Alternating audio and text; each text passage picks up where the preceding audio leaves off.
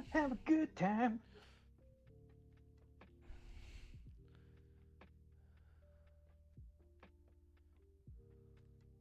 Boop, boop, boop.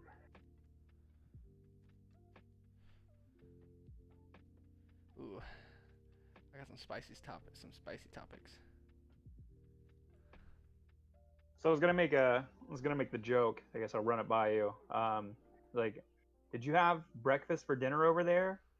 So there's a lot of juice to go along with that meal. What are you talking about?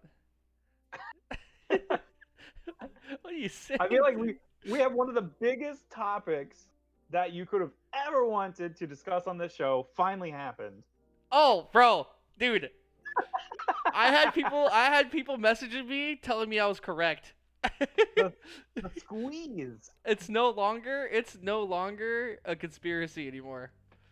I am now 100% correct. You can take down the push pins and the board with the little red yarn. Bro, yeah, dude, I did. I had to do it before Ashley got home. Oh man. What a good time to be a fan.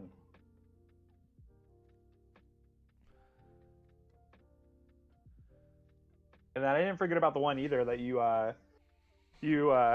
stumbled upon last week. We didn't really get time to. The skins, weapon skins. Oh yeah. It's I mean, wait. I mean the potato skins. Yeah, the potato skins. Loaded French potato fries. skins from TGI Fridays. Woo. Spoiler alert! Spoiler alert! Oh no! I should have made myself. Everybody's gonna know. Do you think I have time to make a drink real fast? Yeah, you got time. Sprints away from the computer.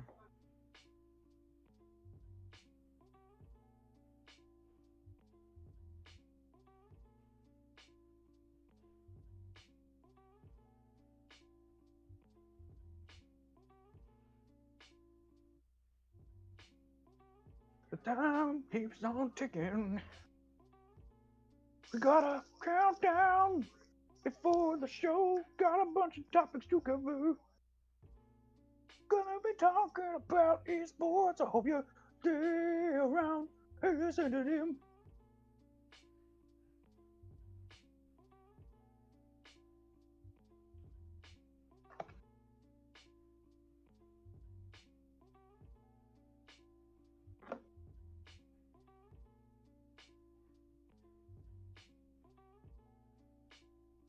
See, I brought my water ahead of time. My little sips.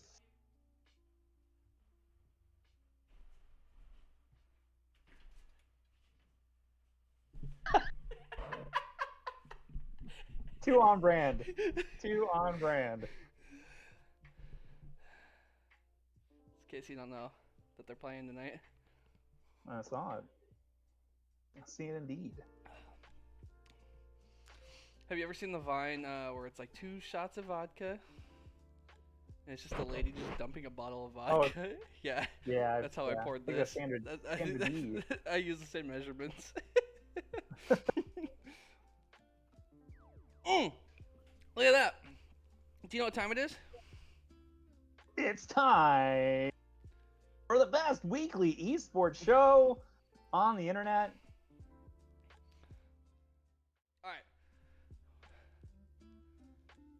Welcome, everybody. We are here. This is episode 5. We're already 5 weeks deep. I didn't think we'd make. Just kidding. I would hope we would make it this far, but we are. We're canceled already. See you guys at some point. It was a good run. Thanks, everybody. Peace out. I'm gonna go become a peanut farmer. I lost the transition. I'm Refresh, and I'm sitting with Mohawkmike. And today we're talking about esports. No, welcome to the LFTG Podcast, where we discuss different topics in the professional gaming world. Because someone in this podcast doesn't like the word esport. But we're going to talk about different topics. We have a juicy lineup today. You guys are all going to figure out that I have the biggest 5 head on the planet. Yeah, confirmed. Confirmed. All right, what do you have to say about this? About which in particular? Just All the of it. topics coming up? Yeah. Just in general? It's another huge week. Another huge week of news. Okay. So I have all of my topics lined in here, and then I have on the back end of the notes from the script, I have 1, 2, 3, 4. I have 5 additional topics that could have got squoze in, but we'll get through the ones that we have on our script, the ones that we feel are very important, and then with whatever time we have left over, we'll rush those through very quickly. But I know this was a big one. This is a big week. This is a big week for you, Alex. You got literally freaking out. Came early. I'm freaking out. As I am freaking out, I am also trying to find the link that I just lost. Because I'm supposed to recap the Melee event that just happened, but I can't find my link anymore. For Slippy? Yeah. That's odd because I don't have it on the script. You going off script? Yeah, I was gonna go off script. I was just gonna do a quick recap because it's less than 2 minutes. Now I don't know what happened to it. Find out the Slippy results so you can do the recap. Pretty. How do I? Waiting for it. I'm so sorry. All right, we're at week 3. All right. Week 3. Okay, we're just gonna go through recap this real. I'm so sorry. I had the link pulled up and everything, and it just went away. Big brain. So we're gonna go ahead and do the weekly recap of the Slippy Division 1 Championship. Zane versus Azul. Foxmarth. Zane won 3-0. Round 1. IBDW. Plup. Plup went all Fox instead of Sheik. Plup, I think, likes the Fox Ditto, but IBDW won 3-1. None versus S2J, the Falcon Ditto. None ended up winning that 3-1. A lot of 3-1s. And then the upset, Mango versus Captain Face Roll. The reverse sweep came in from Captain Face Roll, the Sheik. Too good for Mango's Falco. Zane hot 3-0'd IBDW. Captain Face Roll 3-2 None. That's a hard matchup for Falcon. And the finals was Zane versus Captain Face Roll. Captain Face Roll lost 3-1 to Zane. So boom, there's your weekly recap. Let's get on to it. We have some juicers this week. Man, Dude, I was so prepared. It's all good. I was so prepared You're today. just antsy. I was antsy. I was so prepared. Literally, your week went from, well, I guess I'm going to have to scrounge stuff to talk about to, I don't think we'll have enough time. This might be a two-part, the first ever two-parter. It's not going to be a two-parter.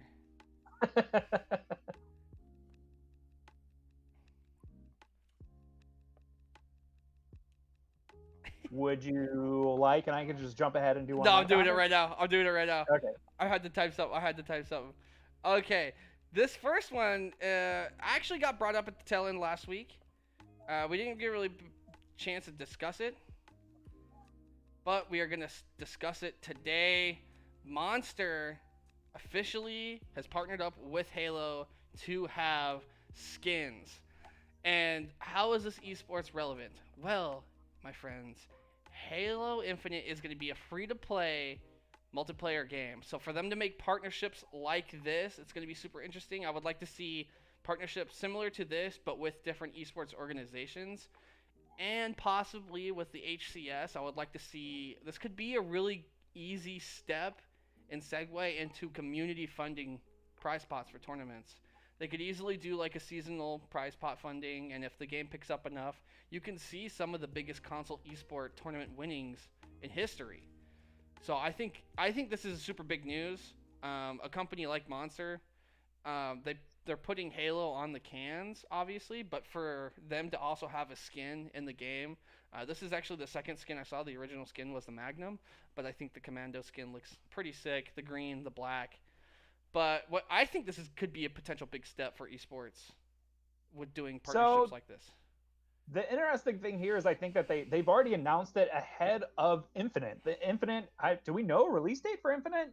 Nope. It got pushed back. So they're telling you can get the skin for this game that hasn't been released yet. But then the other thing on top of that is that they've already done this with Halo 5 and with the HCS. So they actually crowdfunded through skins and through in-game cosmetic items part of the prize pot that landed, I think it was a $2 million It's like overall. 2.2 or something like that. Yeah. So and that was this is something that, 2017. yeah. So Halo and 343 in particular already has a track record of doing this. So it's good that they're trying to implement this as well. Now with the game being free to play, it's another way that they're going to try and bring in, money through microtransactions, DLC, however they see fit. But maybe this is going to be a more ramped up version of that community drive, community fund to help fund those bigger tournaments. Yeah, for sure. I hope it sticks around. I think it's a good sign overall for Halo. And different branding. I think if you're an esports organization, you would continue that hype, and maybe that's why you see some of these organizations continue hopping on the Halo bandwagon. But we're going to go ahead and move over to something kind of more in my realm and our realm, or kind of crossing over. I'm obviously a huge soccer or football fan. I prefer football. But one of the biggest football stars in the world, Neymar Jr., a Brazilian footballer, plays for Paris. It's a Paris Saint squad, or known as PSG. Has started streaming on Twitch. And also, as true Brazilians do, what do they play? They're playing Counter-Strike. And he also has a couple of videos of him clutching up in some 1v3s and some 1v4s on Counter-Strike. It's cool to see that. But the relevance of this is now the fastest growing Twitch stream at the current moment. In the first week of all of this going on, Neymar has already hit his 600,000 follower mark. What I think this could be interesting, you've seen, there's also been a couple of political figures this last couple of weeks that are having really fast growing Twitch streams as well. But I think this right here is, everyone expected Neymar to kind of stream FIFA. But I think FIFA is definitely an esport in its own right, and a lot of these football clubs are signing players to play as kind of like the 2K League. But I think it's interesting to see Neymar bringing more attention to games like Counter-Strike, and I think people are going to see Neymar playing this and seeing the growth and the possibilities of building your own brand. And, maybe some more footballers, maybe some people from the NBA. You can see a lot more people start to get in. I know Carlos Sainz and a couple of other Formula One racers, they stream as well. So it's super interesting. I think this could be something that develops, actually. You see a lot more of these. This has been a huge here in general. I mean, you had Logic. You've had a bunch of, especially with COVID taking over, you've had a lot of really big names from pop culture and sports as well that are jumping over onto the kind of the Twitch bandwagon, so to say. So slightly surprising, but not surprising at the same time, because Twitch is becoming more of a household name. So of those followers are sure to come over and at least check it out. I think this is by far the biggest personality that we've had come over to Twitch. A lot of people from the US might not know who Neymar is, but Neymar in other countries is a god. He's a god amongst men. And so for someone like that to go from Twitch to the platform, and it's going to bring a lot more people on. I would be curious to see what the stats are of how many people signed up since, and how many of those people are Neymar followers. That's what I'm curious about, is did he increase the Twitch market viewership? I think it's quite possible. That's the side I was going on. But now you finally get to talk, Mike. So the first topic I wanted to bring up this week is a lot of big news from retailer Five Below.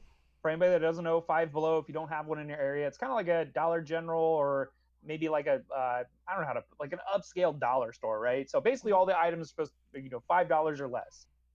So they announced earlier this week that they have signed a deal with Booga, who is the current Fortnite Solos champion, won $3 million at the age of 17, went on all the talk shows, literally overnight became, he was already had a huge following, but overnight just became this household name.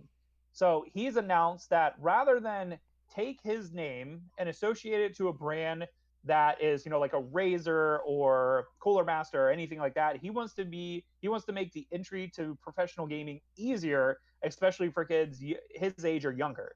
So he's announced, so he has a headset, he has a mouse, he has a keyboard, he has a mouse pad, he has 7 items in total that are all going to be $10. Now, I really, really love this initiative. I had many years ago, I was actually in a big retail store. I'll just say I was in a Best Buy, right?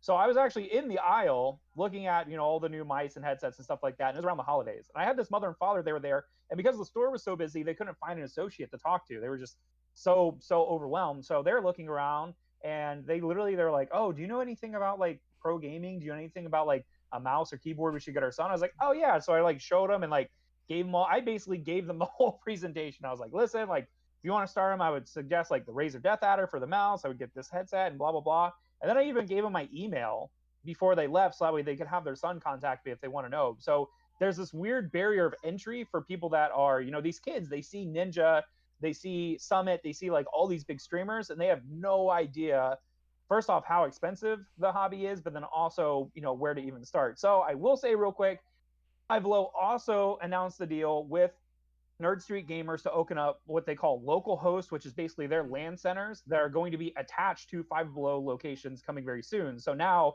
Five Below has made a big splash in the retail market. Esports Arena did have some locations in Walmart. To my knowledge, they aren't doing too well, especially with the pandemic. Yeah. So it'll be interesting to see what Five Below does now, especially selling the peripherals and also having a place to play the games as well. Yeah, I think that's super interesting. I can't wait to see the actual quality because I feel like Five Below. Do you know who they got to build it? Do you know who the actual builder of the product is? So interesting you bring that up. I stopped at my local Five Below today. Yes. And they're actually doing a changeover to the new holiday season. So I actually went and purchased the Use, or it's Uyouse. This is their LED color changing gaming mouse. This one was actually $5. I don't think it's part of the new Booga brand, but it looks very gamer, I guess is how I should put it. It only has a left click and a right click. It has the mouse wheel. It doesn't have any additional buttons or anything. I will say this. I haven't used it a lot, but for $5, especially if I have a teenager or someone who's younger, I would gladly buy them this. Or a LAN center. You're just going to buy them. You're just going to buy them. Yeah, you just buy them in bulk. Yeah. Yeah, but this was the, to my knowledge, this is the partner. Okay. YU.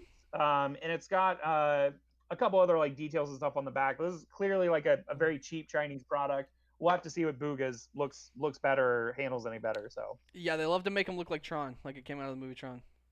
Yeah, exactly. All right, you got another interesting banger for us. Yeah, this one I was gonna kind of bump because I felt like there was more pressing news, but I feel like this is still a pretty big announcement. Bjergsen from TSM, a longtime member of that League of Legends team, has announced. A lot of people are saying that it's retirement. It's not really retirement. He is just taking a step back from playing professionally to become the new coach for TSM. Now, he has a very long history with the game. Several times he's competed at Worlds. He's been the MVP, won many LCS championships. But more of the reason I wanted to bring this up is because we're starting to finally see a big name such as his finally taking the chance to move on to the next spot of his career.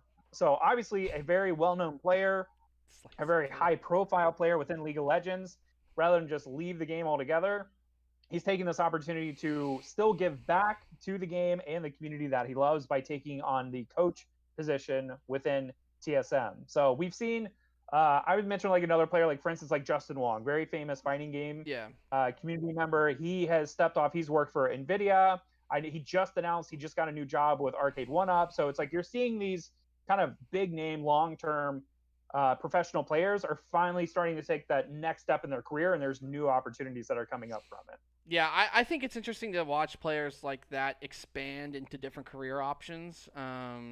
I think that is kind of following the traditional sports model in a way, because you do see a lot of players become trainers or coaches and stuff like that. And so I think this is what we're seeing of that first really big generation crossing over to where maybe they're not competitive anymore, and them actually starting to fill the roles that are actually needing to be filled. Because don't get me wrong, there's a lot of good coaches in esports, but there's going to be a lot more knowledge coming from some of these veteran players moving into the coaching position. I can see them taking up a lot of spots. Maybe as an analyst, I know Call of Duty does that a lot. Yeah, and I think the good thing with this interaction here is that fans of Bjergsen himself as the player and the personality are still going to be able to cheer for TSM, even though he's not a player currently with them anymore. It's a great They still move. have a chance to follow the team. Well, and that really solidifies, like, make sure you have a good relationship with, like, your esports organization, all that fun stuff. But we're going to go ahead and hop into the next one. Sorry, I had to move the camera at some point because it was getting wild behind me. So every now and then I like to bring up a discussion piece, not necessarily a topic. This is half and half. There has been a lot of talk in the Call of Duty community. It was talked about in a Nameless video. It was also talked about in the Best of 3 podcast, which is a Call of Duty podcast. And the topic's starting to come up in Halo now. Is what the basic topic is: the biggest influence on an FPS title being competitive is not the gameplay, it's not the look, but it's actually the map and how the game flows through the map. And I thought this was a pretty interesting topic that I wanted to bring up to you because I know you follow a lot of esports. As far as this topic goes, I'm almost in 100% agreement. I think we've had a few Call of Duty titles the past couple of years that have had great mechanics, great gameplay, but the biggest deficit that those games have had from one, especially when you compare it to a past game like Black Ops 2. Black Ops 2 was, like, in my opinion, the pinnacle Call of Duty game for competitive, and I think it still is the maps. They kind of strayed away from the 3-lane, 2-base maps. It's like Call of Duty maps are asymmetrical, but they're symmetrical. Like you have your pros and cons to both sides. You have your 3 lanes. You have your flanking routes. So I just kind of wanted to take this time and just talk about what these devs are and are not doing. I feel like with Call of Duty in particular, you have two group of devs working on these games. You have Infinity Ward and you have Treyarch. And Treyarch is a lot more in touch with their competitiveness, and that's why you typically see like a Black Ops game just have better competitive feedback, and 100% it's the maps. Because Modern Warfare to Black Ops 4, I think the gunplay in Modern Warfare was actually more fun than it was in Black Ops 4, and the movement was better, but Black Ops 4 is going to be held to a higher standard because their maps are better. Even though they had bad maps, I think their worst map was a decent map for competitive play. But when you look at a game like Modern Warfare, you had Arklov Peak, Search and Destroy, and it's a field on one side, a field on the other, and then one lane in the middle. It's like, all right. It's like a 3-lane map with boxes in the middle. What do you think of this? Do you think we're putting too much weight on the map? Do you think we're focused too much on the little things, or what do you think, Mike? No, I think the easiest way to translate this to like traditional sports is like look at the world of professional tennis. So you have grass courts, you have clay courts, you have different types of courts, and the actual like professional tennis players themselves get feedback on which courts they like to play, and you see like a change up of like who are winning each of these majors. So I think the question, if we want to just narrow it down like specifically Call of Duty, because like in my mind already trigger like, okay, like I don't know if you've ever heard of a game called Painkiller. It was part of the CPL World Tour. It was one of the first major esports tours that advertised they had $1 million prize pool across the entire season. That game was so fast paced, and those maps were literally corridors. Like you literally had to fly around as fast as you could. Almost felt like versus Doom. A game like, yeah, exactly, yeah, or like a game like Quake, or like look at a game like Overwatch. Like map design is super, super important, and like I think that the grandfather of all this is you look at Counter-Strike and look at Dust 2. Yeah. Everybody sees Dust 2. That's the most iconic map in all of FPS gaming, and it is a 3-lane map. Yep. And I think a lot of designers they try and replicate it, But the issue comes down to it is like, not only is it a good map, but I think there is also a pairing of the actual gameplay mechanics as well. Because I think part of what's kind of hurt Call of Duty more recently is you look at Advanced Warfare with like wall running and jetpacks and all these like crazy slide mechanics, like all this stuff is like they made the movement mechanics so fast that the maps had to be bigger and a little more disjointed to enable players to really use those moving mechanics to go around and force them to use those moving mechanics. And now that we're kind of taking a step back, the game still relatively plays fast, but the maps themselves, I think that they're still trying to keep something new to kind of enforce the specific kind of gameplay they want rather than just all-out mayhem pandemonium. So I will say that the interesting thing off the back of this is Dr. Disrespect, as people know primarily as a Twitch streamer, don't know that he actually used to work on the development team for Call of Duty. He made one of the and you brought up Advanced Warfare. He made the map Solar in Advanced Warfare. Hands down the best map. Hands down. 3 lanes, super simple. They threw stuff in the middle to make it not look simple, but I could draw that map from memory. That's how simple the map was. Well, and he also just got invited by the team from Rogue Company. He actually designed a map that's playable in there now as well. The stadium, yep. There's always been this dichotomy of like, for me coming from the FPS perspective, like especially with like Quake, people, the players design will just design the maps. Team Fortress 2, they would design new maps. So if they didn't like the maps that were there, they had the tools and capabilities to just design new maps, and those became the new competitive maps. Halo did a similar thing with Forge. Yeah, exactly. So I think it goes hand in hand with the gameplay, but I think we are even more recently in the specifics we're talking about, like with Call of Duty. Aside from like I could name like firing range, I could name a bunch of maps, but I couldn't name anything from the newer games just because they just seem so muddled. They kind of mix in with everything. Yeah. I think they need to kind of go back to the roots. And honestly, when you look at Black Ops 2, I think Black Ops 2 and how good it was, I think they actually didn't mean to do it. I think they did it by mistake, and they've been trying to replicate that formula. I think some of the biggest mistakes you can make is listening to the community too much. You kind of need to go to your roots. I think Infinity Ward didn't listen to their community, but maybe sometimes Treyarch listens too much. Maybe you need to find that middle ground. But speaking of Call of Duty, my friend, 3 or 4 weeks ago, we had a topic so Optic Gaming was reacquired by Hector Rodriguez, which also has a part of the Chicago slot. My theory was the LA slot was going to be sold to his friend and former teammate Nadeshot. And holy smokes, 3.5 weeks later, I get the message from Mike. Hey, guess what? Guess what's going on? Nadeshot has bought. It broke on Twitter, and it was like 2 minutes went by, and I messaged you immediately. I freaked out. I was at work. I dropped my drink. I ran to the back and sat down and took a breather. I was like, "It's happening! It's happening!" Like you know the cold start from the office. It's happening! That was me at work. I'm so excited. Nadeshot has reacquired a Call of Duty League spot. I'm assuming it's somewhere around $30 million. He's in LA.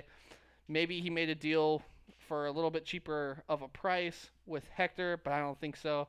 Actually, I do think so because Hector still owes him money for the G-Wagon he bought from Nadeshot, so maybe it was a couple $100,000 less. Who's keeping track? Yeah, who's keeping track of that? But 100 Thieves, LA Thieves is going to be a part of the CDL season. They haven't done their official announcement, but it's been leaked. It's basically been confirmed. I'm super excited to see what the roster is. The one thing that has me concerned as a Seattle fan is Octane was a part of this 100 Thieves roster, and he tweeted out, the SpongeBob meme of Squidward watching SpongeBob and Patrick run outside having fun. He tweeted that with no context. Now, it was like right after. I was like, dang. I was like, my boy, our main slayer for Seattle Surge already wants to be on a different team, a part of a different organization. But I'm pretty sure this team is going to have Slasher and Kenny on it still. You're probably going to see TJ, and you're going to see one other player. I don't know who it could be. I think Temp will probably make his way over. I think you're going to need a sub because you have TJ as a flex. You You have slashers and AR. You have Kenny as a sub, so you probably need another sub. So you'll see Temp or someone like that kind of hobble their way over. Maybe someone will come out of the woodworks. You don't have a lot of players. This kind of happened late. This kind of actually was not good for this LA roster because I'm assuming because if this is a late decision in the roster mania spot, you're gonna kind of have to pick the stragglers, people that are kind of hanging out behind because a lot of people have already signed the contracts. I think this is one of like the 3 teams that haven't announced a roster yet, like a full roster. We haven't heard anything from Paris at all. They haven't even tweeted. So, and I think they're kind of pissed because they were trying to sell their spot. An LA slot opened. I can see that slot also be sold to someone like Mind Freak. And I can see that Paris slot moving to Australia for Mind Freak. Or I could see like a Boston or somewhere else, maybe probably, or in the Midwest. I could see Rise Nation or I would like to say E United, but I could see Rise Nation buying that spot eventually. I do know Paris is trying to sell, but I can say I was 100% right on my gut feeling on this one. I am super excited to see the 100 Thieves brand back in use and the Optic brand back where it should be. I'm still a Seattle fan, though. I hope they lose, but I'm excited. There's going to be the biggest thing that I'm excited for. I think you're going to see a new standard as far as content goes, because you have the Chicago Huntsmen already making fantastic content, and I hope the LA Thieves produce just as good as content, and it forces a standard, because one of the things that the CDL team has lacked is local branding awareness. I see nothing around Seattle. And that's a problem. I see nothing around Seattle about the Surge, and I also don't see content. And those are the 2 things, if you're going to have a franchise league, that you need to have. You need to have your local fans, and you need to have your brand awareness. So, but I'm excited, man. Ooh, Nate Shot ahead of a Call of Duty team. America's favorite gamer. Remember that? America's favorite gamer is back. Do you remember when they called him that? When he got pushed by eggs? I'm so excited.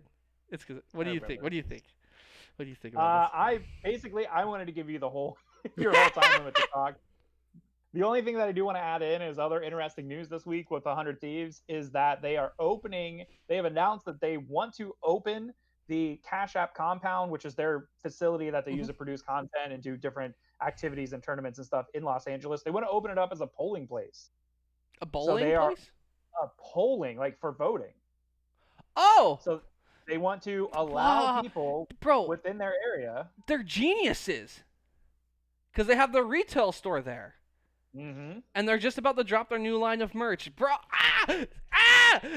Okay, I'm not about to spend $200 on 100 Thieves merch, man. I've held off for this long. I'm not starting now. Big plays. Oh my gosh. Big plays. They're smart, man. They're really smart. I thought that was neat from a community aspect, though. So people who don't even know who 100 Thieves are going to be directed to their facility. And then, whoa, what is this? What is going on? Just to go in and vote, or to turn in their vote early. So awesome. Let's get into it now. Okay, now you can talk about whatever you want to talk about, and it happens to be.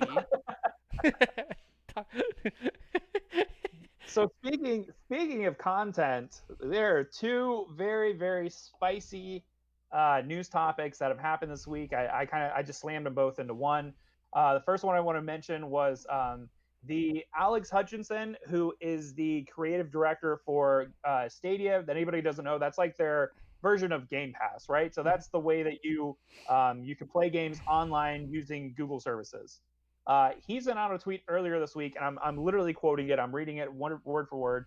Streamers worried about getting their content pulled because they used music they didn't pay for should be more worried by the fact that they are streaming games they didn't pay for as well. It's all gone as soon as publishers decide to enforce it. Now, what does that mean? But if you bought a game, doesn't that mean you get to stream it? Not necessarily. Nope. So every single one of these major tournaments that you see, major esports events, even like bigger, like even some instances of like charities events and stuff, they have to actually approach the publisher and obtain licensing and approval to actually broadcast the game. So anytime that, like, obviously it's different for League of Legends because they own the game. Riot owns the game. They can broadcast it. They have their own broadcast rights. But like think about it like with the NBA, right? Just because TBS has the broadcasting rights doesn't mean that Fox can also show the same games. Like that would obviously be a huge lawsuit. That would be a huge problem. So now with Google, a representative from Google stating this, and this is something that came up in the early days of Twitch when it was Justin and MLG and like all these companies. Like people have to really kind of trace themselves as far as like not getting in trouble. But trouble is starting to find its way through the tubes of the internet. There is a new DMCA policy that is ravaging through the world of Twitch. In particular, for anybody who doesn't know, DMCA is basically a copyright strike primarily used for music. So there are computer AI algorithms that literally will go through broadcasts. It's not a person sitting there and watching your content. It's literally a computer algorithm that is listening to your content to see if there is any licensed music that you do not have the license to stream. So, for instance, Beyond the Summit announced a few days ago that in order to avoid having copyright strikes and being demonetized, or even worse, receiving a lawsuit, completely deleted all of their previous VODs on Twitch. Not on YouTube, but on Twitch, in the fear that they were going to have huge legal action coming against them. So now you have one of the major players from Google telling streamers and gamers they're going to have to be worried about buying licensing in the future to actually broadcast the games, which is more than fair. That's how it's always worked. Now you also have, if you use music that isn't yours and isn't licensed to you for use, you're also going to receive legal action and copyright strikes against you as well. So this is really kind of shaken up specifically for Twitch. I'm seeing a lot of real negativity towards Twitch about this in regards to it. But, you know, they're owned by Amazon now. They have this huge corporate board above them. They have to just follow the rules and precedents that are set before them. But also Twitch, years ago, they tried to spearhead this as much as they could and say, hey, here's Monster Cat. Here's an official record label that you acquired their music for you to use. There's also a service called Pretzel that literally is targeted for streamers that can use non-copyrighted music. You pay them almost like a streaming service. You pay your monthly fee, and then you have access to their library. You can stream their music. Yes, you can stream it so you don't get copyright strikes. So you have two major blows coming more recently, especially in the middle of the pandemic, when we're seeing huge numbers come up for viewership in Twitch. You're seeing huge brand awareness, and now you're having all these executives who previously would have never paid any attention are now starting to come on board and realize they can make money off of this. My biggest question is, okay, I'm gonna start with the whole Stadia thing. I think the person of Stadia is just mad because no one plays Stadia. Two, like really, who do you know that has a Stadia account? Do you have a Stadia account? I don't. You would have been my friend that would have been most likely to have one just because you would want to try it out. That's it. So as far as the streaming services for games, so if this does become a potential issue, do you think it's going to be more like a television network service where that television network like Twitch.tv has the rights to stream that game, or do you think it's going to be up to the streamer if this becomes a potential issue? I don't see it becoming a potential issue because as a developer, I want as much people to freely advertise my game as much as possible, and I think that's why you have never seen developers take down a stream. No, absolutely. The only one that I'm really mindful of would be Nintendo. Yeah. Nintendo has coming after people, but they're more like they more want to protect their brand and like kind of what their games stand for. But more specifically, like look at the explosion of Among Us more recently. Yeah. Like just with Among Us, that game went from 2015 obscurity to now being one of the most popular and played games currently. Period. And if they started attacking these streamers and saying, we don't want you guys to stream it because you didn't get the license from us, that would completely wreck the game. Nobody would play it. Then there's Fortnite. Don't forget about Fortnite. Yeah. How much money did you make off of Fortnite from people like Ninja streaming that game? Yeah, these developers. I know this guy over at Google and Stadia. His name's Alex Hutchinson, right? Yeah.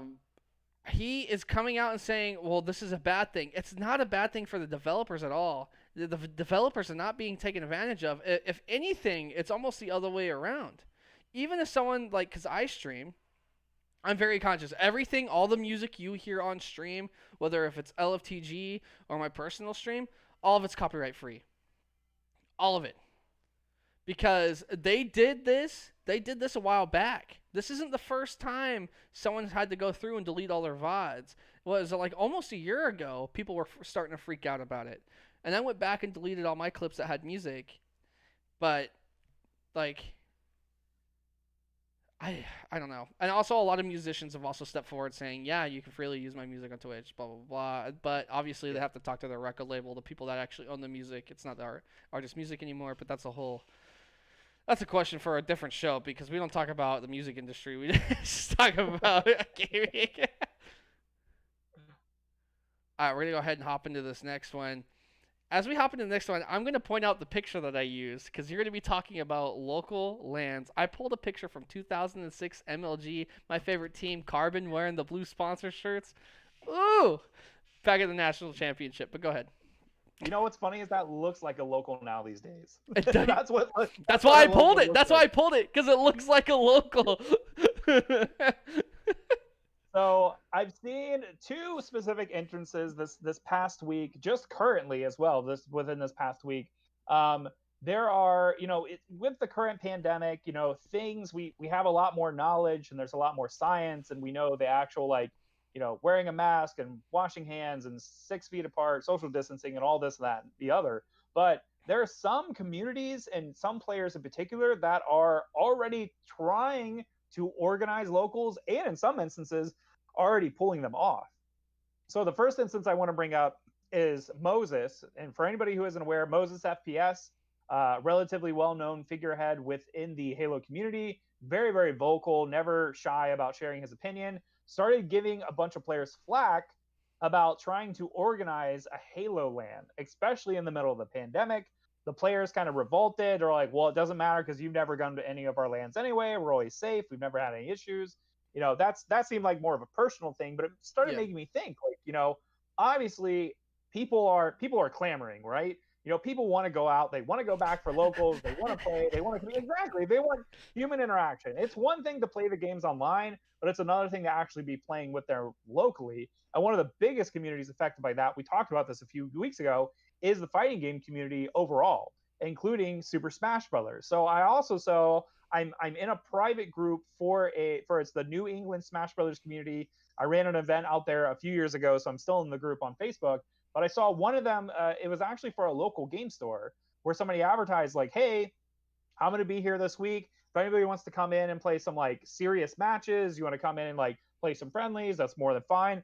And in the future, we're planning on running tournaments if that's something the community would come out for." Now, they didn't say hey, in 2 weeks we're running a tournament. Hey, next month we're running a tournament. Yeah. They said, hey, in the future we're planning on running tournaments, and the community freaked out. There were so many people that replied back saying you're crazy. I'm never going to come to your store. I never want to support this, blah, blah, blah. Is it too soon for locals to come back? Even following all of the precautions and the current guidelines that the same restaurants and movie theaters are trying to do, is it too soon for locals? I'm going to the movie tomorrow, okay? It's my 3-year anniversary. I'm going to the movie theater tomorrow. And I've said I've already been to the movie theater. I've gone to a different county that's in a different stage that we are. Bro, after working at the store, the movie theater is by far the safest indoor place you could go during a pandemic. You're so far away from everybody, the way they have the seats scattered. So as far as that setting goes, I obviously, I'm a huge fan of Super Smash Brothers myself. I like to go and play friendlies. You and I have played friendlies a lot. I think that environment's a little bit different just because you're right next to somebody all the time.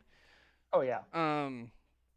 But I think, honestly, this is, as far as owning a tournament organization entity, which is what we are, we've talked about doing LAN events in the future, but we won't make a post about it because we know it's a terrible PR move right now. We're going to 100% let someone else host something first in our area before we do, because we need to see what that community reaction is. If you're going to host any kind of LAN event, you better make sure it's in Florida, because they don't care. They've already opened up their stadiums to full capacity now.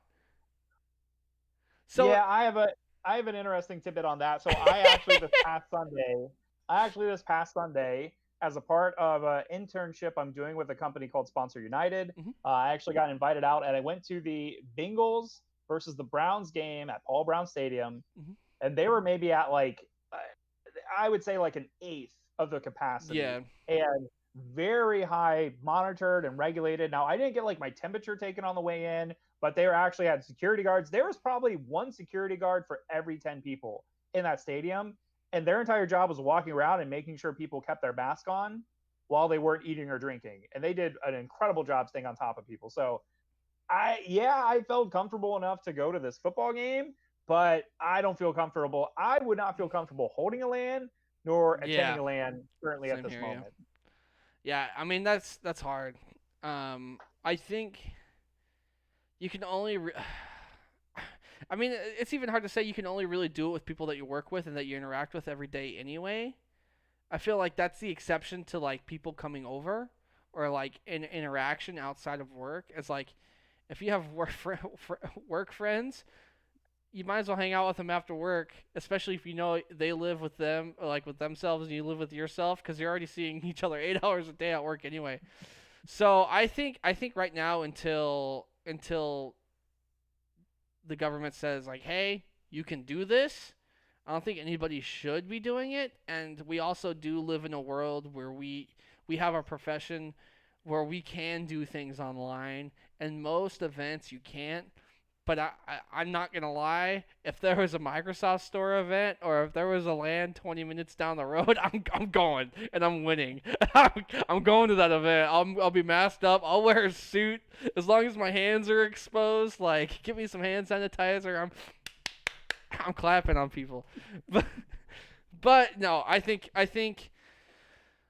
this organization made a terrible mistake even talking about doing LANs in public and posting it at all on the Facebook group. I think if you are hosting tournaments, if you're considering about doing it on LANs, make sure it's the right move for your PR, because you might not have any intentions of doing it in 2 weeks, but you're going to have that extreme, especially in your comments of how can you even think about it right now? Like, I'm not going to lie. I'm thinking about when we can host LANs and how we can make the LAN really good, but it's not anywhere in the near future.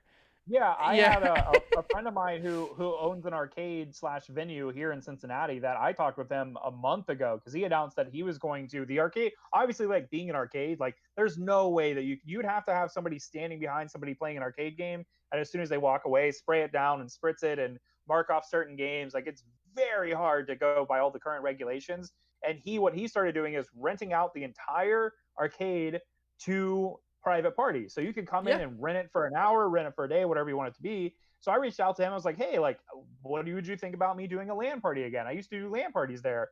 And the more and more I thought about it, the less and less I wanted to do it, just from the connotation of what happens if somebody does get sick, what happens if somebody attends that you aren't fully aware of, like you're not friends or anything. Like, it's just, there's too many ifs to fully commit to it right now. I agree. But it's that time of night where we move on to upcoming events. We've had some pretty juicy topics. I do want to say that I liked your photo, by the way. I'm sure. I'm glad you're starting your old MLG fanboy. Oh man, I saw that carbon photo. Because by the way, if you guys want to see a really cool short, about 7-minute piece on the carbon final boss, or the final boss dynasty coming to an end, go to Paradise Halo on YouTube, 2 words. And you'll see a really cool piece on the recent upload about the Carbon and Final Boss Clash. But we're going to go ahead and move into upcoming events. You're going to go first just because you already know what I'm about to talk about. Yeah, so the event this upcoming weekend that I wanted to highlight, well, what's funny is the event's already going on right now, is the First Strike Valorant tournament. It is the first major tournament actually organized and, endorsed by Riot Games. It's not an invitational, it's an open bracket event. That's right. We have an online open bracket event. What really is going to be the first major for this new title and for a big impact by Riot Games themselves. A majority of the matches have already started this week. we have this upcoming weekend. Friday is the Open Qualifier Finals, and this is more setting a precedence for the actual online league that'll be happening later this year. Matches are going to run all the way from now, basically up until December. There's a few weeks there where things are kind of in between. But first set of matches, we've already a lot of heavy hitters already in the tournament. You've got $100,000 on the line, and all of these open bracket teams are really, really, really wanting to prove themselves Chump and change. stick their teeth in. Chump change for a new game that has no LAN experience, Open Qualifier. That's my But hot as I take. mentioned, there are some big names. Well, here's I want to get your input on this. Okay. 'Cause I don't know if you actually heard this news. So there are a lot of big name teams that are competing. Mm-hmm. So like FaZe, 100 Thieves, names you'd all remember, featuring some pretty big talent as far as from the Counter-Strike end or other FPS games. But more specifically, Cloud9 has not one, but two teams that have open or are competing in this open bracket event. You have Cloud9 Blue, which is their standard roster, which you've seen compete in other invitationals and other events already. But you also have Cloud9 White, which is the all-female Valorant team from Cloud9. So, one, there could be a potential that you could see a Cloud9 versus Cloud9 match because this is open bracket. You never know how things are going to shake out. But two, you have an all-female team that is competing in this major event. I like it. I like that a lot. I think they're I think just from a PR standpoint, as far as like a business decision, I think that's the best thing you could possibly do. Is you put because here's the thing: women are underrepresented in the esports scene as far as sponsorship and like picking up as a team. I feel like a lot of players feel like in some way it's risky, which doesn't make sense to me. I would like for this Cloud9 White team, which is your all women's team, to come out and perform really well. But it would, if they don't, I'm worried about what the internet's going to say. Well, we've seen there's already history. Like there was an all-female League of Legends team that competed in the Russian expansion. Counter-Strike, for even specifically, like you had ESWC back in the day. Every year in France would run a all-female Counter-Strike tournament. Just as a side, we've seen it also for Street Fighter. 1 year at Evo, they held an all-female tournament. So we're starting to get to the point that things are more intermixed, and I think it'll be, hopefully they have a good showing. I think it's just going to be a fun event overall, just to kind of see, like, this will be, I really feel like this is going to be the benchmark, especially being open qualifier. There could be some underdog team that nobody even has on their radar that could come out and really, really make some upsets. See, here. So here, I'm going to reiterate my hot take as when you're in the middle of talking there. I said that $100,000. That, man, when I look at a Riot game, if this was League of Legends and they said, hey, we're going to play for $100,000, everyone would be like, no shot, big boy. We are not playing for $100,000. I think if you're Riot, you need to open up with, especially if it's an open bracket tournament and you're going to make it this hard, you need to open up with a high prize purse. Like you really do, because like, let's say the CDL, the Pro League games, those were like what, $50,000, and that was 8 teams. Mm-hmm. You know, like if you're gonna have an open bracket tournament made by this developer and hosted by this developer, and you're gonna have these big teams, and it's your first tournament here, I think you need to open up with a bang. I think the $100,000, like, it's a lot for some esports, like Melee and some of the FGC titles. But when it comes to shooters, I mean, you're looking at these are numbers that you would see 4 years ago. Halo 5 had bigger numbers than this. So this is today the largest prize pot that Valorant has received, so it can only go up. Yeah, I mean, you hope. So yeah, no, but I'm optimistic because I'm excited to see Valorant's first official RAN tournament. That's not ran by a third party. This is the first time that you're going to see. Oh no! But you, sir, do you know who actually is running this tournament? Who's running this online open qualifier event? No, who? someone who was already mentioned earlier in this episode that had a big deal, Nerd Street Gamers, are actually running this online event. So not only have they have this deal with Five Below, they're going to be opening more LAN centers. Now they are also running the first major event for Valorant. So they're literally all over. Is it going to be on their Twitch channel, or is it going to be on Valorant's Twitch channel? I believe it's on Valorant's Twitch channel, but here's the interesting thing right now is like there are official channels where games are being streamed, but the community is actually providing a lot of additional streams as well because it's open bracket. So a lot of the players and then a lot of personalities as well are actually providing their own streams just to get as much coverage as possible. Do you think? Man. Okay. Do you think? Yeah, it's an open bracket, so I get it. But do you think that muddies the water? Because I think we kind of, if I'm going to become a Valorant fan, I need to be directed by the people that make Valorant or the community that is hosting these tournaments in the right direction. I think it's fine right now because I view this as preseason. Okay, you feel this is preseason. Okay. It's preseason. All right, yeah, that answers my question then. Yeah. All right, we're going to go ahead and move on to the next one.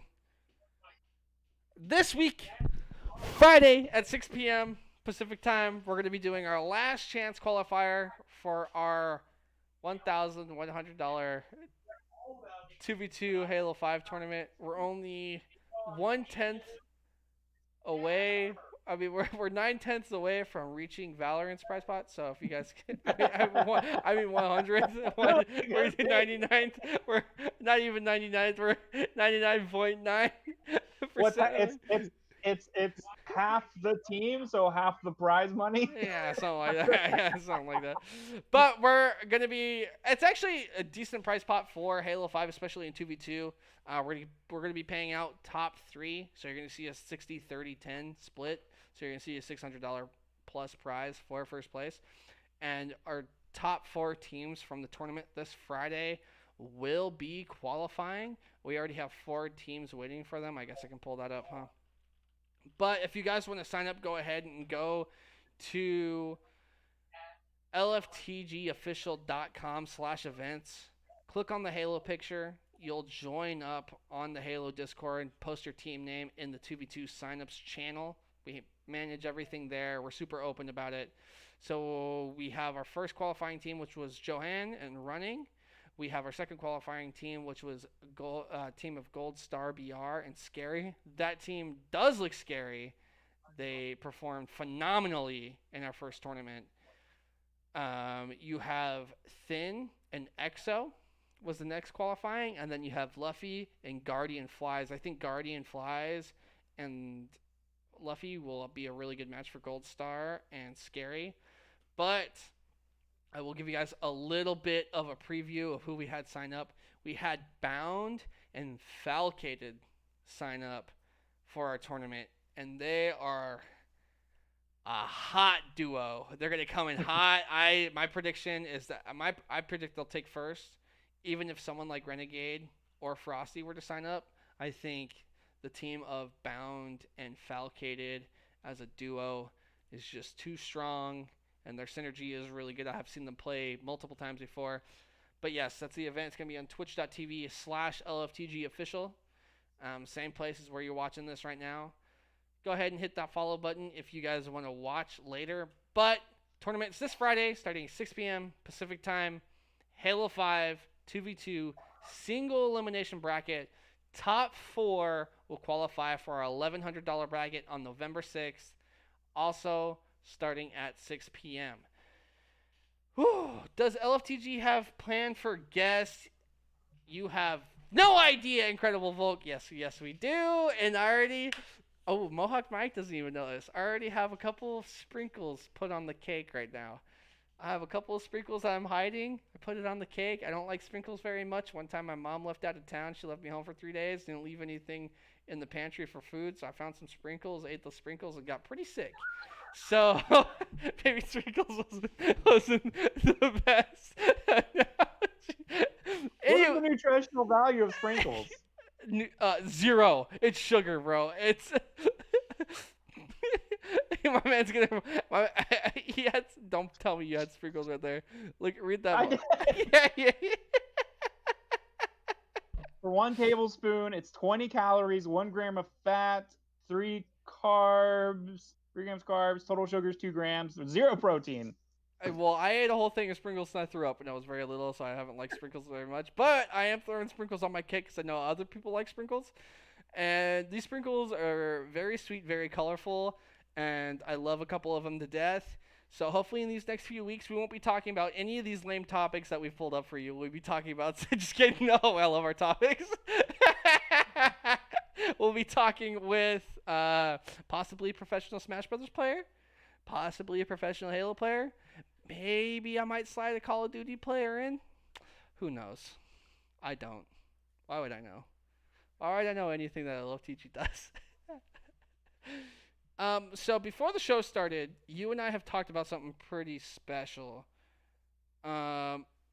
Yes. Oh, by the way, we'll 100% talk to the winners of the $1,100 tournament. We'll be doing an interview with them. We definitely want to interview those winners and see how they got to that point. I guarantee, dude, this is how it's going to go. This is how this interview is going to go. I'm going to call it right now because we're going to be interviewing Halo kids. I'm a Halo kid. I love Halo kids. But they're going to go, okay, so how did you prepare for the tournament? Well, it's Halo 5. We've been playing this game for 5 years. So we kind of just got online when it was time to play our tournament. And we played. We happened to play really well. So I saw you guys reverse swept. Well, we were waiting in the winners finals, and we were just kind of cold because the losers finals went to game 5. They came out pretty hot, and they took the first 2 maps on us. But then we got warmed up and we won 3 maps. That's how the interview's gonna go. Hopefully, it's more interesting than that. You've interviewed Halo kids before. I know you've had that exact interview before. I know you've had that same exact interview before. The only thing that irks me more than their inability to really be entertaining, aside from a handful, there are players. The fact that they always have to go to the bathroom. The fact that I have to go to the bathroom right now. I'm going to call it right now. You know what? I'm going to the hot take. Are you ready? I'm going to spill the beans. Ryan Noob is one of my least favorite players. When I am on stage working in production for a Halo event, he literally goes to the bathroom after every match. Have you interviewed him? He's so responsive. I interviewed him once, and then he's actually a great interviewer. He got really upset with me because I was interviewing a player from each team, and then when I said, any last words for your opponent, I handed the microphone to Ryan Noob, and he's like, no, let's have a good game. And then I was like, any last words? And then I put the microphone over. He's like, yeah, I want to shout out to our sponsors, Astro and Scuff and blah, blah, blah. And I was like, thanks, guys. Back to you in the booth. And then Ryan Noob looks at me. He's like, bro, you didn't give me a chance to shout out my sponsors. And I said, any last words? And then he said, no, make it a good game. Like, yeah, whatever. I'll try and find that interview. But it'd be cool to get their take on the esports topic as maybe co-host. Oh, that could be interesting. Yeah, I think we could come up with a couple of topics, especially that relate to them. As far as like their game development cycle and like maybe something like the whole map thing would have been a really good topic to talk to them about. I think obviously what we'll ask them is like, what are you looking forward to Infinite? And this is what they'll say. Well, I know there's sprint. I'm not a big fan of that. I hope the guns feel good, and I hope auto aim isn't a big thing. But yeah, no, I'm super, super excited to get some of these guests on that I have lined up. I do actually have a couple of high-profile guests that we're going to be getting on here pretty soon, and we're going to be making a whole show out of it. We're going to be calling them the LFTG Podcast Specials. But yeah, champion insights are always super interesting. Everybody has their own mind of the game. I really want to see some good competition, and I want to see some good reactions too. I would love to see some trash talk. I'm a huge fan of trash talk, especially within our own tournaments. I think that will provide us some really good rivalries. But yeah, is there anything that you wanted to recap on tonight? I feel like we covered everything pretty well. I have a few extracurricular, and of course, like always, that's towards the end of the show here. Anybody in chat or on Twitter that wants to send us specific questions or things that they want to like voice their own input on any of the topics we covered or something we didn't cover, more than welcome to jump in. But I do want to jump in real quick. Have you at all, being a huge Call of Duty fan, have you been following at all the Call of Duty Mobile World Championships? Are you going to talk about the tweet? Are you going to talk about the clip of the callouts? No, I was not, but you can bring it up if you want. Okay, so this clip got posted. Okay. One, I love COD Mobile. It's by far the best free-to-play game on mobile. By far the best looking, the best feeling. It's just Call of Duty on your phone. It's literally all it is. So easy. You can ask Evan, dude. I was sitting in Brandon. Evan, if you guys don't know, he's the owner of Gaming Generations, and Brandon's one of our coworkers. I was sitting in Brandon's living room, and it was the first time I was ever playing COD Mobile, and I got into a matchmaking lobby. And the skill carries over. It's just so easy. Like I said, it's basically Call of Duty Black Ops 2 with just other maps. So honestly, I hope the next COD game becomes more like COD Mobile. Like COD Mobile's good. It's good maps, good gameplay. It's so good. But so they post. So I have been following. I thought it was pretty interesting. And it's $1 million tournament, if you guys don't know, and it's basically the Call of Duty Champs equivalent for Call of Mobile. Smaller prize pot, and then just a little bit less coverage, which is kind of unfortunate because I would like to see. I think the biggest factor too, though, is that it's global. There are teams participating from all over the world rather than signed players that are playing within North America per se. Yeah. No, and that's part of it. I like it. I think they could use COD Mobile as a really good platform to introduce people into the actual Call of Duty game. I think it's almost like a step on the ladder. I think that the very next step is it's COD Mobile, and then the very next step is Call of Duty, the CDL. But man, it's there. Okay, I will critique it in one way. They went into the equivalent of an Astro Gaming listen-in for one of these COD Mobile teams, and bro, they were from the U.S. and they were playing on firing range. I know all the call-outs to this map. I've played on this map for Call of Duty Black Ops 1 and Black Ops 4. I had zero clue of where anybody was on the map by listening to their callouts. It was just constant and to the point where it became that clip became trending on Twitter from COD pros being like, okay, what is going on here? What is happening? Well, Halo Infinite go mobile? I don't know if maybe I could see them. Didn't they have? Wasn't Halo Wars given like a mobile adaptation? Like, wasn't there an RTS game? Yeah, so there might be something Halo licensed that's more of a mobile game that makes bigger impact than anything we've seen before. But I don't know that I specifically see the only market they'd really want to target would be Asia. Yeah, and I don't know if they're ready. They're ready. Well, that kind of brings me on to so I'll use that as a segue. I just kind of wanted to bring light to the Call of Duty Mobile World Championships just because I think it's really low on people's radar. I don't think a lot of people are seeing it. There's a lot of unique things about it versus the actual COD Pro League. But jumping into the next kind of as a segue, I'll lead in with this one first. So an organization versus Pro Gaming Network had a Series B funding that was headed by Tencent. Everybody knows who Tencent is. They own pieces and percentages of everything. Raised $100 million to help grow esports across Asia. The specific quote here, I'm going to read it. The funding round will go toward improving esports products and its ecosystem in China and across Asia. $100 million. I feel like a villain from James Bond. $100 million invested into growing esports across China and in Greater Asia. That's pretty good, man. That's like, I hope. Do you think that's in? Pretty good. $100,000 for Valorant First Strike is chump change, and now I bring you $100 million deal, $100 million transaction, and he's pretty good. Oh my god, it's pretty good, man. I better all be in one game because we're looking at Fortnite World Cup level. I'm just kidding. No, that is astronaut. That is a great budget for esports. Especially across China. Is that across multiple games?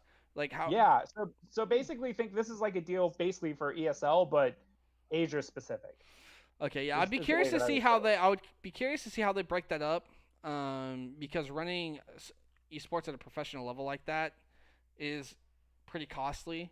So I'd be curious to see what games they kind of pick out as like their standout games there to really start pursuing with that money. I feel like that could be very influential for those games, especially in those markets. Let's say they invest half of that into Call of Duty. Could you imagine the spike? If I'm a developer, I'd be like, "Hey, look, I'll give you anything you need. I'll give you all the tools to get my game into this market." I will instantly unlock gold gun skins on your account. Yeah, I will. I will do something so irrational and wild. The people, the people that already follow us will hate us. But get me into your market because that is a very big market to break into, and you see a lot of these esports have a lot of success, like your League of Legends, Dota. Like you're basically your biggest esports. You're a lot of your population comes from there. Even Overwatch had a big spike there. Um, so I'd be curious to see where they put that money and what games they kind of choose to develop over that time. I think that would be big. And like I said, I would be curious to see what developers kind of, because if you're a developer, you kind of got to recognize that and see that as an opportunity to jump into a new market you might not necessarily be in. So whether if you're someone like whether it's Counter Strike or maybe it's Valorant, because you do have a lot of Or talented even players. more mobile gaming. Mobile gaming, as far as in Asia, is huge. It's even in some instances bigger than a Yeah, lot of the traditional esports we see. So that was the segue there from the COD Mobile World Championships to $100 million being pumped into Chinese esports. It could be more mobile than we've even seen over here yeah. as well. It's just the production on mobile is so it seems so harsh, and it seems almost less engaging with the games as far as mobile here over here. So it's like, are you trying to capture a world audience, or are you trying to capture a regional audience? And I think what esports really needs right now is the bridge between both. I think if we're going to create something truly like on a traditional sports level, especially something along the lines of soccer or football, you need to create a world audience. I think a lot of it gets thought up as a regional audience, so we have to be like, all right, well, what are the similarities? And right now, Call of Duty Mobile is a big one there. I keep bringing up Call of Duty just because that's what I'm really paying attention to all the time. But it's like Call of Duty Mobile's big here, the CDL's big here, the new COD's coming out. How can we bridge those two worlds together? And is $50 million enough to do that? Like, or you take a game like Valorant.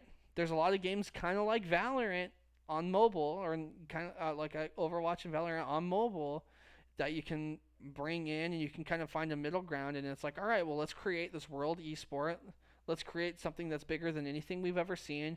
We have funding for this region. We can get funding from other regions. Because could you imagine if you got $100 million funding from the Asian market, and then you got $100 million funding from the European market? Now you're looking at the Americas. Like you have all these markets that you can bring together, and if you can prove that it works in one region, you can prove that it works in all regions, and maybe it's something that we can. Maybe this is the start. Gosh dang it, this is what I'm getting to. Maybe this is the start of like an actual global esport where everybody's paying attention, everybody cares about. Well, Uh oh. in other big budget news, not as big as $100 million, but $43 million, there's an organization. Basically, it's kind of like an umbrella company called Esports Entertainment Group.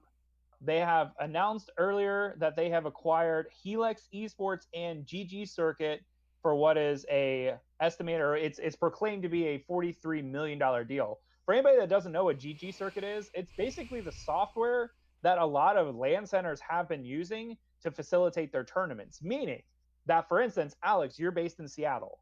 So if you got a group of friends together and you wanted to play in a League of Legends tournament, you sitting in Seattle could play against my team sitting in Cincinnati using the GG Circuit platform. So they have basically created this organization, this software, this entire marketplace where they can resource all of the local LAN centers and use all of that local, in-house capability to play the games against each other, but on a more national scale and global scale as far as the way that we're seeing things ramp up. So like you were kind of saying, like obviously like right now, like, ping and internet speeds and lag, like there's a lot of things that like there's a lot of hurdles to get global competition. But here's an organization that has just been scooped up with a bunch of other organizations as well. They're now under this one umbrella. There is a big news. There's a lot of things happening within this esports entertainment group, and we're kind of seeing the pieces come together, but we haven't seen the full picture of what that could be. So $100 million, $43 million, still equally as important. Chump change. Do you want to know? Just kidding. No, it's a joke. It's a joke. Do you want to? Okay. Do you want to know something? Actually, do you want to know something about me that you would find that relates to this topic? Go for it. I was actually part of the Fortnite testing for the GG circuit. Whoa. For when they were doing LAN centers. My only issue is you have to be at a LAN center, logged into a GG circuit account, right, to play in these tournaments. Yeah. And if we're looking at that, and right now, that is not a formula that's going to work. How so? Why do you feel, as someone who actually tested it, what are your grievances? I mean, if I have to go to a LAN center to really use this, where am I going to go right now during the pandemic? I mean, obviously it doesn't make sense right now. Yeah, but maybe they're developing something more online as more just on the platform end. Like we've seen with like Smash GG or Challenge or other organizations. But I think obviously like I think this is good. I think this is good for gaming centers. I don't think this is necessarily convenient and good for the players just yet. Because if I see a GG circuit tournament that's like, all right, hey, there's this online tournament, come play at our LAN center. This is an online tournament, but come pay to play at our LAN center so you can play in this online tournament. Or I just go to Game Battles and I say, hey, there's a $2,000 Call of Duty tournament. I can enter it from right here. I can just type right here. I can enter one right now. I don't have to go anywhere.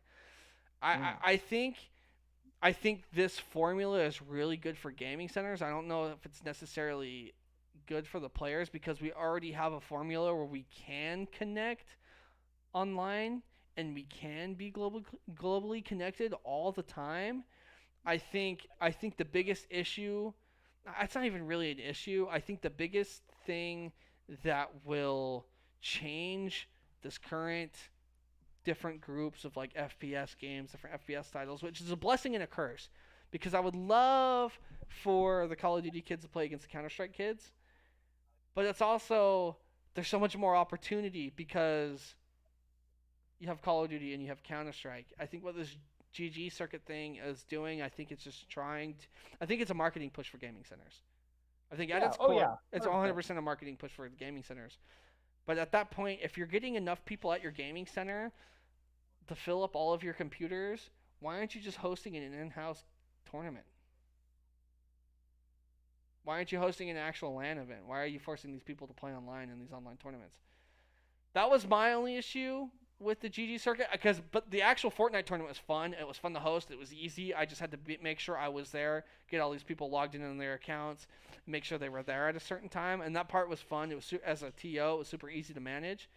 But as a TO, it's like, well, I have 24 people here. Why am I not just running a tournament and they're playing on a more solid connection? But I can see this being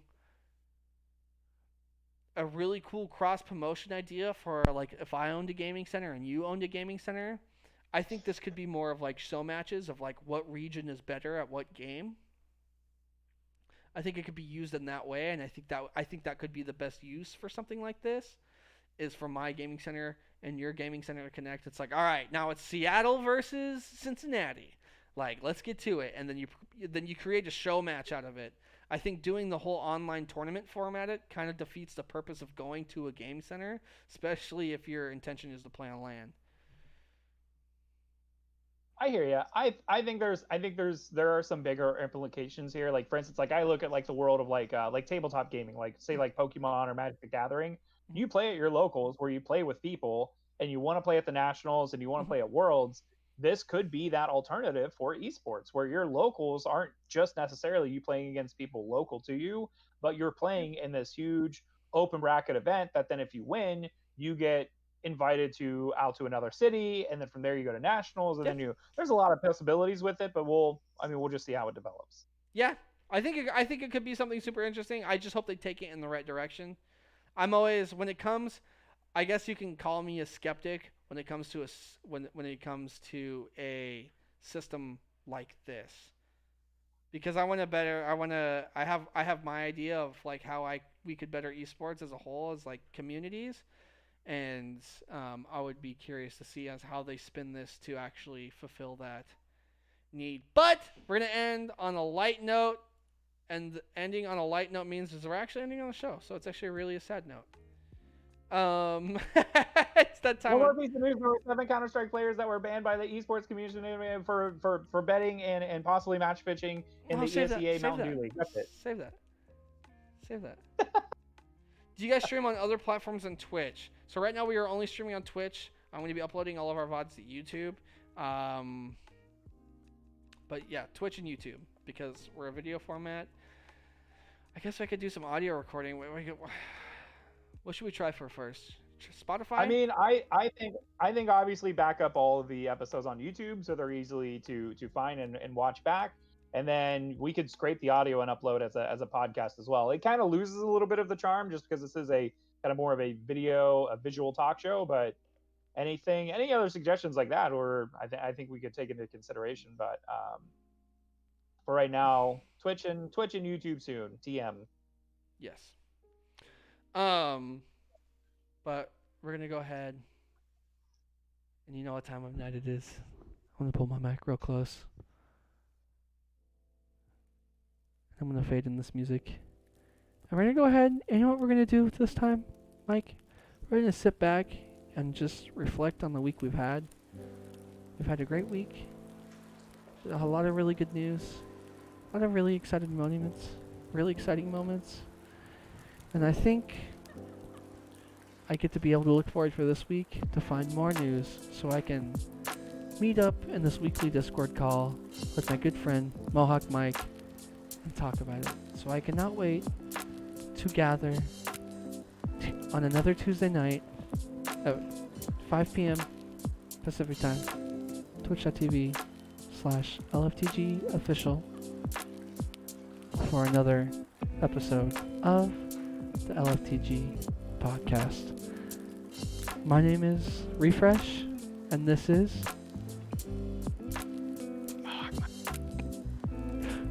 You guys have a good night. I'm gonna go watch the Sounders beat the living out of the other team. Oh my! Oh!